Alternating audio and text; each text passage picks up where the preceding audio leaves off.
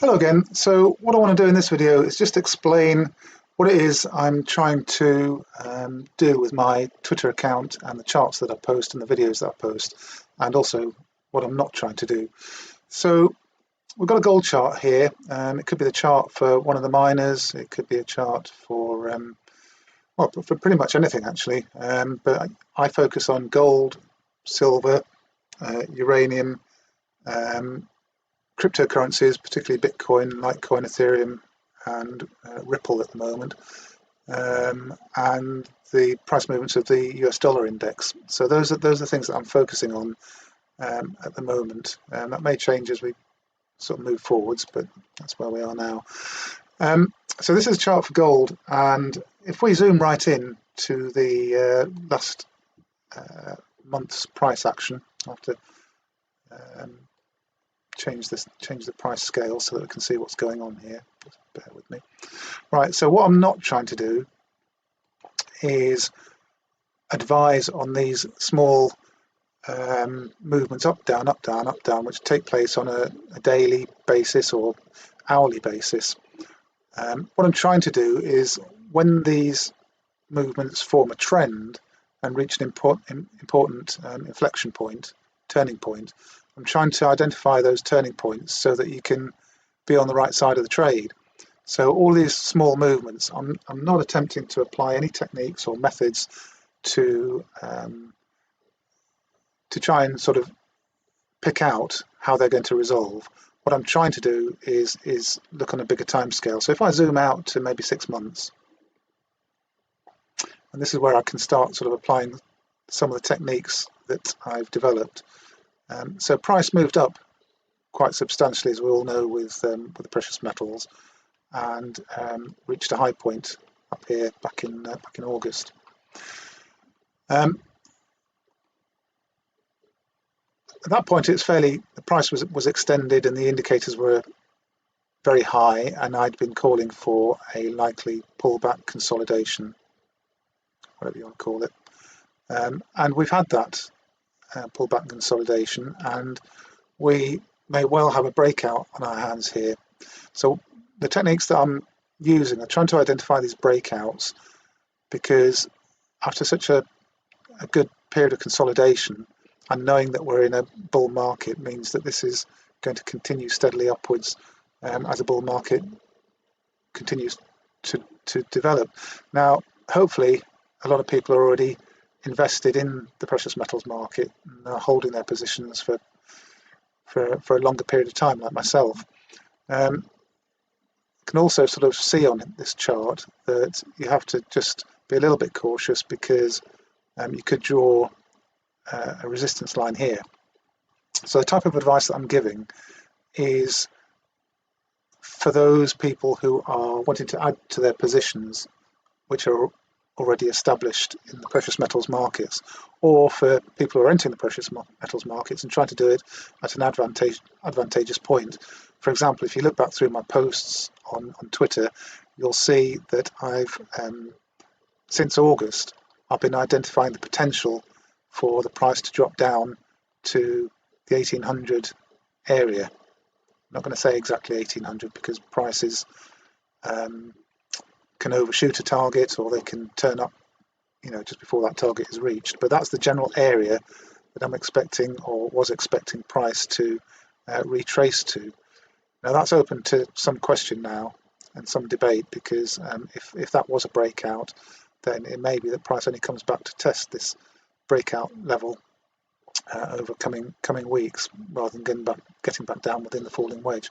So those kind of things I'm advising on and offering my views and insights on. But what I'm not trying to do is pick out the smaller movements.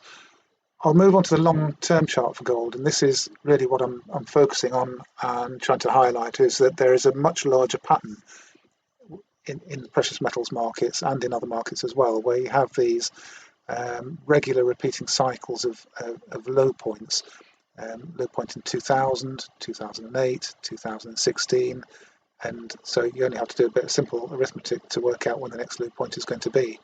This low point was sort of late 2015, so adding 8 years onto that takes you through to sort of late 2023. So I'm expecting the price to begin to fall down into that low ahead of hitting that low point in 2023.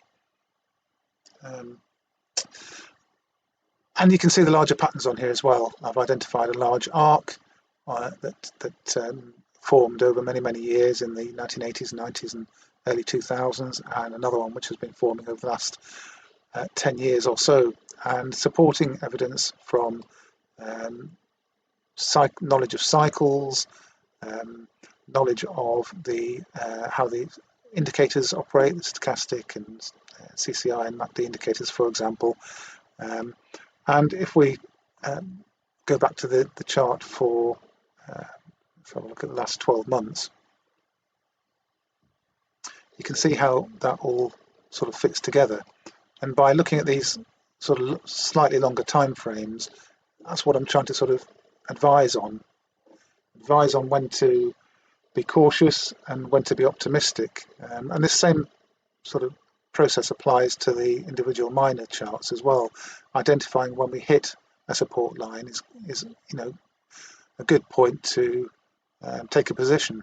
Even if the price goes up and then comes back down here, then obviously a better position to get in would be here.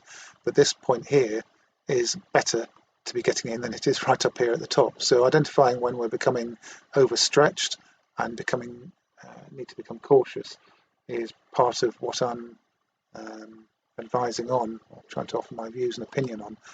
And again, on these sort of time frames of 1 year, 5 years, you can highlight the indicators, put the MACD and the stochastic on there for you, which are a couple that I like to use. And you can see that we've had a MACD bullish cross, which is in sync with the price accelerating upwards. Now, we've had the first significant green bar on the MACD here, indicating the moving average convergence divergence indicator is trending upwards, and you can see when that momentum builds, it takes price sharply higher.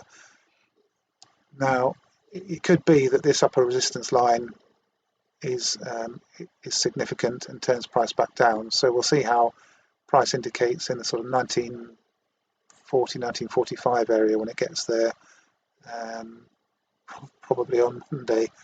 And if price reacts downwards, then we can conclude that this channel is in play, and that, in my view, we're going to be heading down in this general direction as we approach the US elections. But with all the fiscal and monetary stimulus that's taking place, all of the macro sort of backdrop to what's going on in financial markets and global finance at the moment, I'm convinced that should we get as low as the high 1700s or low 1800s, then price is going to accelerate very sharply away to the upside and break out soon after. So that's my sort of thought processes. That's the way I'm approaching this. Please don't think that I'm trying to do anything more complicated or more complex, or advise on what you should do if you're a day trader, for example. These are for much longer term positions, and I keep saying buy, hold, and add on weakness. And that's because it's my view that we're in a secular bull market for commodities and precious metals. Okay, that's all for now, and thanks for watching, thanks for listening.